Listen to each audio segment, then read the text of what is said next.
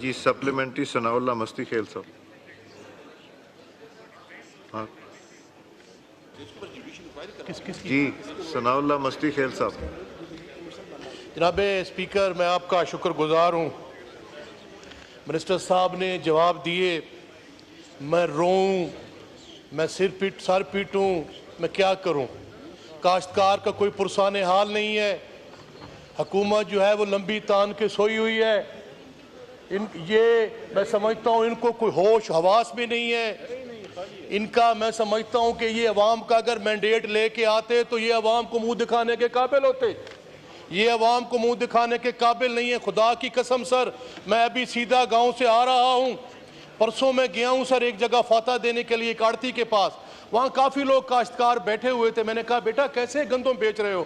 آخر جی ہم تو 6,000 روپے کی لے رہے ہیں. جی یار کیوں جھوٹ بولتے ہیں قوم کے ساتھ، عوام کے ساتھ، اس ہاؤس کے سامنے؟ آپ کی حکومت کی کوئی پالیسی نہیں ہے، آپ کی حکومت کی کوئی نقطہ نظر نہیں ہے. آپ نے خود کہا ہے کہ ہم خرید نہیں سکتے. آپ کس منہ سے بات کر رہے ہیں؟ آپ نے جو گندم امپورٹ کی ہے، اور موجودہ حکومت نے بھی سر 70 ارب روپے کی گندم امپورٹ کی ہے. اس پہ جوڈیشل کمیشن بنایا جائے.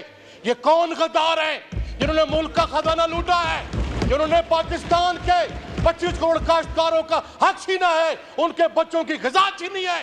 اگر کوئی شامل ہوگا تو ان کا عوام گریبان پکڑیں گے.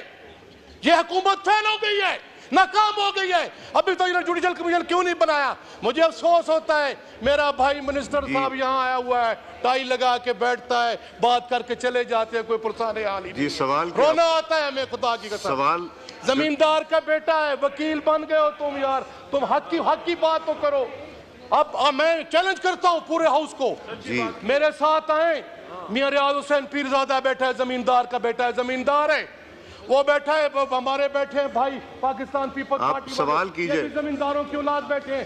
رشید اکبر خان نوانی بیٹھا ہے. سوال کیجئے. یہاں کہہ دے کہ یہاں پنجاب میں گندم ابھی خریداری شروع نہیں ہوئی. امیر مقام بیٹھا ہے. امیر مقام تو پہاڑی علاقے کے، وہاں گندم نہیں ہوتی. تو یہ ظلم.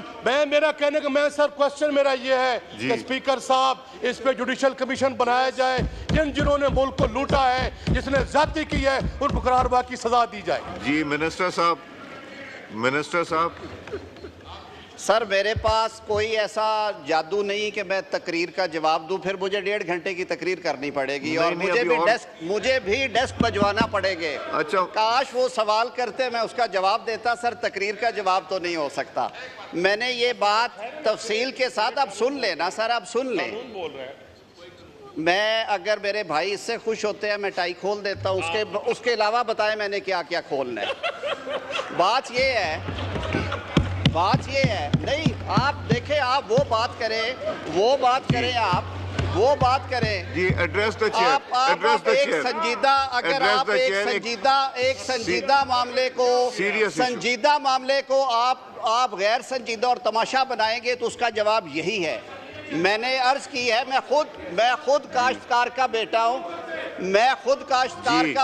میرے سے زیادہ نہیں پتا، آپ کو بھی اتنا ہی پتا ہے جتنا مجھے پتا ہے. میں نے عرض کی ہے کہ جو وفاقی حکومت نے مستی خیل صاحب 40% اضافہ کر سکتی تھی، ہم نے کر دیا. ہم نے رقم جو تھی وہ قرض لے کے گندم خریدی، اس لیے کہ جس حد تک وفاق زخموں پہ مرہم رکھ سکے رکھے. صوبوں کو وفاق ڈکٹیٹ نہیں کرتا. آپ اسی ایوان نے 18ویں ترمیم منظور کی ہے، صوبوں کا اپنا اختیار ہے. صوبوں نے وہ کہتے ہیں جی کہ ہم 460 ارب کا کسان پیکج دے رہے ہیں تاکہ وہ کمپنسیٹ کر سکے. گندم خرید کے 22% مارک اپ پہ رکھ کے جب فروخت کی جاتی تھی تو آٹے کی قیمت غریب آدمی کے لیے 6,000 سے تجاوز، 7,000 سے تجاوز، 8,000 سے تجاوز کرتی رہی ہے. آپ سب کو معلوم ہے اس بات کا. آٹے کی قیمت نیچے آئی، زمیندار پریشان ہے. اللہ بہتری کرے گا انشاءاللہ العزیز. ہم سب مل بیٹھ کے اگر کام کریں گے تو ہمارے کسان بھائی کے لیے بہتری ہوگی، اور انشاءاللہ العزیز بہتری ہوگی، تقریروں سے نہیں ہوگی. سپلیمنٹری حسین طارق صاحب. نہیں کرنے دیں اسد صاحب کرنے دیں. یہ بہت امپورٹنٹ ایشو کو ہم سیریس لے جائیں. جی اسد کیسر صاحب. منسٹر صاحب سے اتنی ریکویسٹ کرتا ہوں کہ آپ جوڈیشل انکوائری کیوں نہیں بناتی اس کے اوپر, تاکہ پتہ چل جائے نا, حقائق کا پتہ چل جائے کہ یہ جو ڈاکہ ڈالا گیا ہے. آپ اعلان کریں نا, اعلان کریں, پتہ چل جائے گا. جو بھی رسپانسبل ہے اس کے خلاف قانون کے مطابق سزا دینی چاہیے, کیونکہ جس نے اسکینڈل کیا ہے وہ قابل گرفت ہے. حسین طارق صاحب سپلیمنٹری. جی ان کا سوال لے لیجئے, اکٹھا جواب دے دیے. منسٹر صاحب کا مائک کھولیں. کو بھیجا ہے, آپ اس ایوان میں پہلے مسئلے حل کریں نا. انکوائری ہوئی, آپ کے سامنے اس کی ڈیٹیلز آئیں گی. اس کے بعد اگر جناب اسپیکر مناسب سمجھیں تو آپ پارلیمنٹری کمیٹی بنائیے گا. آپ اپنے آپ کو اگر خود ہم بے توقیر کریں گے اور ہر چیز میں اپنی داڑھی کسی کے ہاتھ پہ دے کے کہیں گے کہ جی وہ کر دے, ان کا وہ کام نہیں ہے. آئین نے یہ کام آپ کو سونپا ہے, حکومت کو, ایگزیکٹو کو سونپا ہے, پارلیمان کو سونپا ہے. اپنے اختیار کی قدر کیجئے. کمیٹی بنانی ہے پارلیمان کی بنائیں. جی حسین طارق صاحب سپلیمنٹری.